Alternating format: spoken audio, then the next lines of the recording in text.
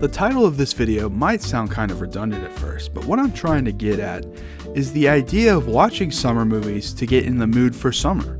We like to watch spooky movies more in the fall and holiday movies during the holidays, and when it hits around May and that late spring breeze starts to hit, that's when I like to start throwing on summertime movies. That feeling when you've been swimming all day and then you go inside and throw on some low stakes casual movie while you and your friends chill on the couch and relaxed is unmatched. And I have some suggestions for that exact scenario. I will admit that some of these movies do escalate a little bit because I suppose some conflict makes for a good plot, but I'm going to go from most laid back to slightly less laid back if you feel me, so give me some leeway on that. Also, one more thing, I'm just going to give an overview here and not like a full breakdown because I don't want to spoil too much if you haven't seen them. Alright, anyway, here are some fantastic films rich with summer atmosphere. We have to start with the most obligatory, obvious choice up front with Dazed and Confused. This is the definitive hangout movie where you just follow around groups of teenagers the last day of school during the bicentennial of 1976. Richard Linklater casually crafts nostalgic good times and early summer atmosphere like it's nothing, playing well off of his own hometown of Austin, Texas. The teenage dialogue here is on point and it feels so authentic, which adds to the realism that sets it apart from other high school movies where you can feel the middle-aged guy cutting through the writing. You bounce around from different groups of kids of all varying ages. Some are 8th graders who have become freshmen after the final school bell, suddenly fighting for their lives to avoid beatings from newfound seniors. There's jocks being jocks and dweebs being dweebs, and plenty of folks who find themselves in between, not sure where they fit in or what they want to do. If you want to feel like you're truly kicking back with no worries, hoping for you and your friends to happen upon the next party, then check it out. Romero really knows how to let you bask in the sun, like you're really on a French holiday with Pauline and her older cousin Marion, who stay at their family's summer home right on the coast of France. Marion reconnects with an old flame when she gets there, but she becomes more romantically interested in a passionate, more sophisticated man named Henri, who captures her with his overly cultured mind and supposedly slick wit. Pierre, her aforementioned old flame, can't help but sense old feelings bubbling up to the surface, and before you know it, a love triangle comes into view. What I like is that despite all of this drama, the whole thing feels very low stakes and casual, letting you hang around with these characters and watch them make dumb decisions. It's a summer fling, after all. Pauline is sort of in the background of her own story for parts of it, but I like that aspect because it reminds me of being on vacation as a kid and just going with the flow and figuring things out for yourself and the world around you as you go along. The whole film feels like an old memory to me, like, you know, that one time I went to France for the summer when I was 15? Oh, wait, no, that was a movie. This next one is kind of a cheat because technically they don't graduate for 2 more weeks, but it's the end of school vibes to the max, so I'm counting it. Not only is Superbad my favorite comedy of all time, but it's my favorite coming of age film as well. It's the quintessential juvenile time capsule of the mid-2000s, with its crass dialogue and problematic ambitions of the characters illustrating this. I was in high school just a couple years after this, so I can tell you the dialogue in this film is right on the money. Jonah Hill is a force of nature with how casually funny he is, taking Goldberg and Rogen's script and making it his own, doubling the joke count of the film in the process. The film is just non-stop laughs for me, especially when I think back to the stupid stuff we would talk about in school when we weren't busy inventing despicable descriptors for the girls we thought we had a chance with. It's all up there on the screen. And I'm not discounting Michael Cera here, trust me. He's always been the best at playing an awkward guy, but here, he has it down to a science. The way him and Jonah play off of each other is what brought this film to a masterpiece level in my eyes. The best part of the film, though, is that behind all of the crude comedy is a big beating heart that elevates the story and really makes you cherish brotherhood and reminds you that things change. And just like high school, not all friendships can last forever. If you never saw this one because you thought it was just another sex comedy, I urge you to give it a chance. While we're talking Greg Mottola, we might as well hit the film he made 2 years after Superbad, which is the late 80s set romantic comedy Adventureland. It's not a traditional rom-com in its execution, because I felt weird labeling it that way with the kind of movies that it brings to mind. It's far more low-key. Jesse Eisenberg plays James Brennan, a college grad whose big European travel plans with his friends is dashed when his parents can no longer put up the money, so he gets a job at the local amusement park to save up as much as he can. A lot of the film is Eisenberg doing that awkward performance he's really great at, while fawning over Kristen Stewart's character M, who has far more baggage and indecisive desires than James seems capable of handling or even understanding. When it's not about romance, a lot of the film is the characters standing around chit-chatting about stuff that annoys them, as well as their aspirations for the future, all said in this very matter-of-fact kind of manner. If you like Martin Starr from Freaks and Geeks, he shines in this movie. It's not as funny as Superbad, but overall, it's very endearing, and the setting, the needle drops, and the romance help elevate this to a great slice of essential summer cinema. Alright, let's get a little bit weird now.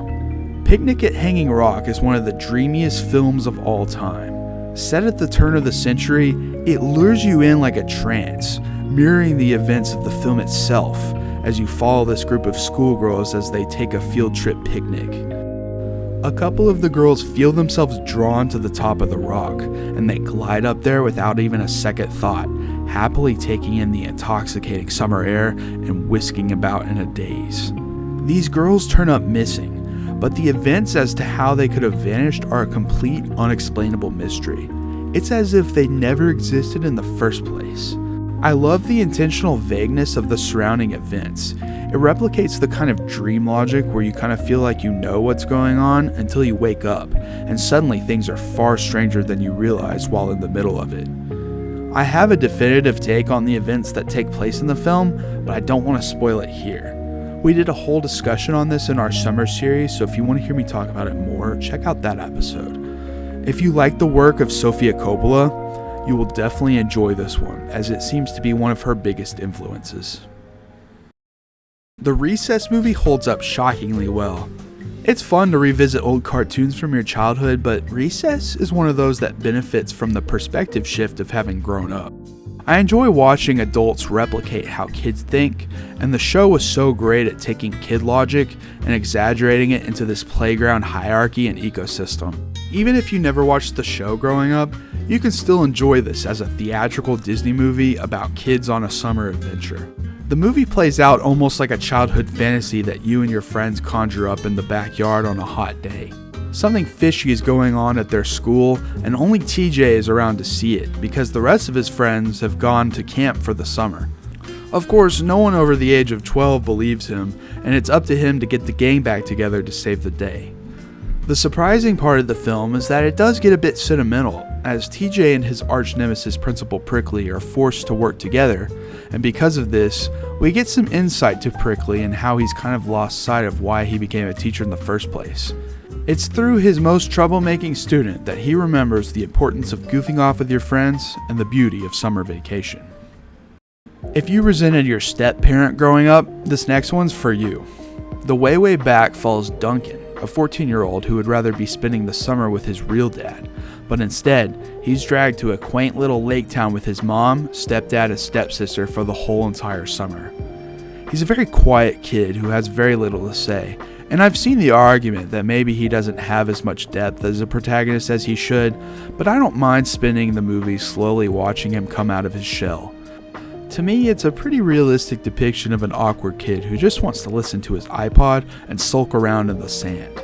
Plus, Toni Collette and Steve Carell really elevate the drama of the film with their performances, bringing some surprisingly nuanced tension and emotion into play. Duncan eventually gets bored and wanders off and runs into a local played by Sam Rockwell, who happens to own and run the local water park. His character Owen really sees something in Duncan and offers him a job there, knowing it'll be good for him. And it's through this job at the water park that Duncan really starts to come into his own. It's a sweet little story and refreshingly simple. My favorite Hitchcock film of all time is this sun-baked, beautiful French holiday of a fantasy, wrapped around one of the most fun mystery thrillers put to screen. To Catch a Thief lets you get lost in the lifestyle of a retired thief played by Cary Grant, who's blamed for a recent jewel heist, and now he suddenly has to prove his innocence. As we follow his escapades, we see him torn between the beautiful Grace Kelly and the enchanting Bridget O'Bert as he gets closer and closer to unraveling the mystery. What I love about the film is that it really feels like, for most of the runtime, the thief is right outside of his grasp, but he doesn't mind being patient and playing the game.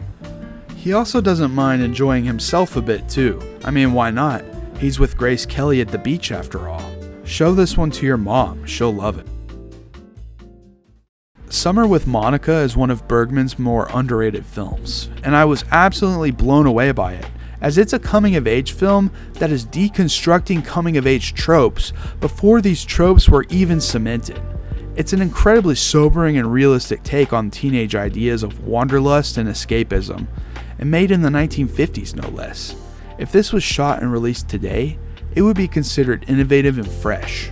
Without spoiling anything, I had to put this one towards the end of the list because the first half of this film is very much low-stakes adventuring as we follow two lovers without a care in the world, going where the wind takes them. But there's an interesting shift halfway through that really changes things thematically. It's a fantastic look at late adolescence, and I really don't want to say anything more than that, but I mean, it's Bergman. You know it'll be good. I saved this one for last because, again, like Summer with Monica, I don't want to give too much away. But The Swimming Pool from 1969 is somehow equally the most laid-back film on this list and the least laid-back film on this list. Only watching it will explain what I mean. I also just realized how many of these films happen to take place in France, because yes, in this film we of course follow a beautiful French couple staying at their beautiful friend's beautiful villa. It's another case of living vicariously through others on screen, as we just watch them chill poolside and be romantic with one another. Eventually, an old friend shows up, because you just did that back in the day, and he brought along his 18-year-old daughter. Yes, I included her age because you can probably guess, as this is an old French film, as to why I would probably do such a thing. There's a playful shift of dynamics after this, and the drama becomes very captivating. If you like the idea of having a sophisticated pool party with a bunch of groovy, carefree 60s cats, but you want a little more substance after things settle down, then you'll dig this. Don't look up anything about it before going in though, just trust me. And I think I'm going to cap things off here. And I know there are plenty of movies I probably left out, trust me. I have like a dozen more written down that I could throw out here.